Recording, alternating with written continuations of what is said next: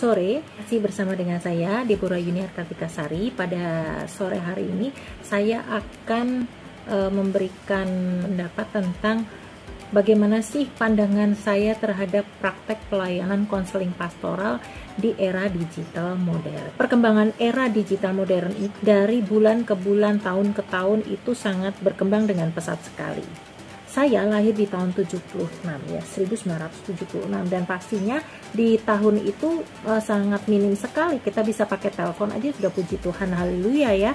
Apalagi saat ini berkembang banget, dan ini kita sudah pakai gadget seperti itu.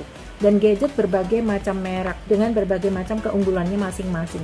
Yang lebih luar biasanya lagi, banyak sekali aplikasi-aplikasi yang bisa kita pakai untuk bisa berhubungan dengan dunia luar. Pandangan saya terhadap praktek pelayanan konseling pastoral di era digital ini, kita harus mumpuni, walaupun mungkin kita udah terbatas dengan yang namanya gadget ya, kita udah terbatas dengan pengetahuan-pengetahuan masa kini.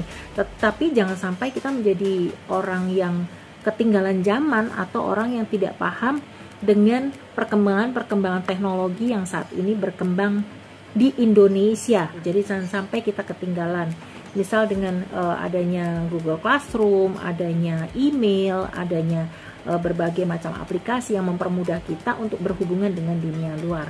Nah, bagaimana pandangan saya tentang pelayanan konseling pastoral? Nah, ini sangat penting sekali teman-teman, karena di gereja di saat masa-masa pandemi selama 2 tahun ini, di tahun 2020 sampai dengan 2021, banyak sekali hal yang dihadapi berbagai macam gereja ya, dari interdenominasi lah ya, tidak hanya gereja, bahkan mungkin tempat ibadah lainnya pun juga terkendala. Tapi puji Tuhan, haleluya, gereja mengikuti perkembangan era digital modern saat ini. Mungkin lewat dunia digital modern, atau saya sebutkan dengan teknologi yang ada saat ini, kita bisa mengerti di daerah mana atau di mana atau siapa, kenapa, bagaimana kok bisa itu terjadi, atau bagaimana atau harus seperti apa saya melayani orang-orang yang ada di luar sana.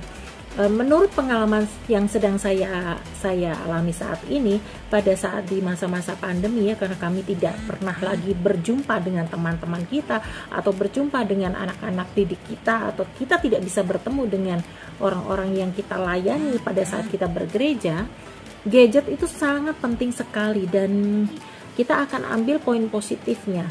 Misal, suatu saat ada teman saya yang terkena pandemi ya, terkena COVID seperti itu.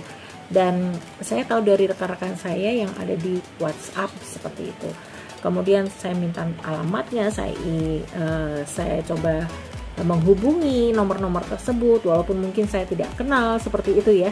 Jadi saya hubungi mereka, saya berikan semangat, walaupun mungkin pada saat itu, tepatnya di tahun 2021, saya sendiri sekeluarga bersebelas itu terkena pandemi juga, terkena COVID juga. Selain saya merawat anak-anak saya, merawat suami saya, merawat mama saya, adik-adik saya ya seperti itu, saya masih mencoba untuk melayani orang-orang yang atau rekan-rekan teman-teman yang ada di luar sana lewat gadget.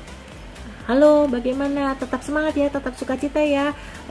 Percaya bahwa Tuhan akan berikan kesembuhan. Tetap kuat, tetap semangat. Ayo, sukacita itu membangkitkan imun kita loh. Sukacita membawa kesembuhan seperti itu.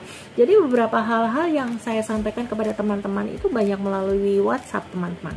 Dan itu sangat-sangat membantu sekali kan, lewat telepon, lewat voice note ya, lewat video call, kita bisa tahu apa yang sedang dialami orang tersebut. Atau saya terhadap praktek pelayanan konseling tidak terbatas dengan kondisi atau tidak terbatas dengan keadaan.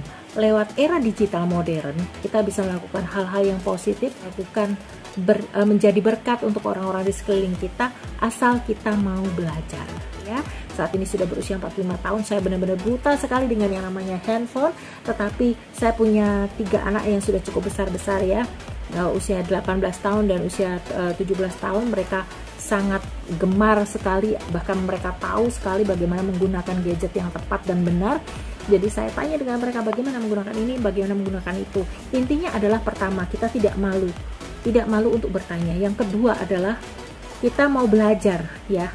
Belajar tidak tidak harus dengan orang yang mungkin lebih pintar daripada kita, bisa jadi dengan anak kita yang mungkin lebih paham dengan gadget ya. Kita kan udah buntet nih cerita ini di otak ya, nggak bisa menerima lagi masukan-masukan seperti itu.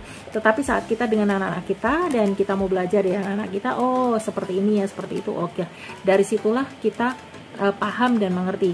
Demikian pula saat saya harus mengirimkan tugas dan tugas itu nggak bisa dikirimkan lewat aplikasi A, B, dan C, anak saya bisa memberikan solusi sama saya, mama coba pakai aplikasi ini, dengan aplikasi ini mama bisa kirim tugas mama dengan lebih baik lagi. Nah di situ saya mau belajar ya, intinya adalah kita mau belajar, jangan merasa terbatas dengan apa yang ada atau dengan keterbatasan yang Anda miliki, tetapi cobalah untuk belajar, memahami, mengerti apa yang saat ini sedang berkembang di dunia ini. Bukan berarti kita masuk terjerumus ke dalam hal-hal yang negatif, tetapi bagaimana kita menempa itu semua menjadi hal yang positif dan menjadi berkat bagi orang-orang di sekeliling kita.